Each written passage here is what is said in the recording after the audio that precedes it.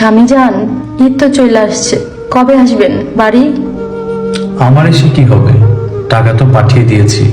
কিনেছো কি শাড়ি? শাড়ি পরে কাকে দেখাবো, আপনিই তো নেই বাড়ি। আমি বাড়ি এসে কি করব? আমাদের প্রবাসীদের টাকার কাছে সব ভালোবাসাই তুচ্ছ। আশেপাশে সবাই স্বামীকে নিয়ে ঈদ করে, আমার কপালে কি জুটবে না আপনাকে নিয়ে ঈদ করা? এই বছর একটু মানিয়ে নাও, হয়তো সামনে বছর তোমাকে নিয়ে একসাথে ঈদ করব। গত বছরে একই কথা বলেছো, মানিয়ে নাও মানিয়ে নাও, আর কত মানিয়ে নিব বলতে পারো? ঠিক আছে, আমি এখন কাজ করব, রাখি।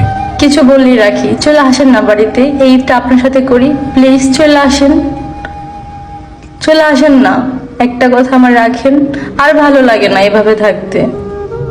আরে বোকা মেয়ে, আমি যদি চলে আসি তাহলে বেতনের পাশাপাশি এই বছর বোনাসটাও পাবে না।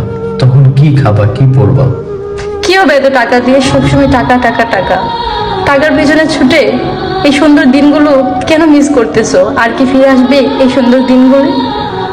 হয়তো ফিরে আসবে না, কিন্তু প্রবাসে পড়ে আছি তোমাদের এক টুকরো সুখ দেখার জন্য। চাই না এই সুখ, লাগবে না এই সুখ, চলে আসেন। নুনে ভাতে আমি সুখী, আমার লাগবে না এত টাকা পয়সা, এত শাড়ি গহনা। আপনার কি লাগবে?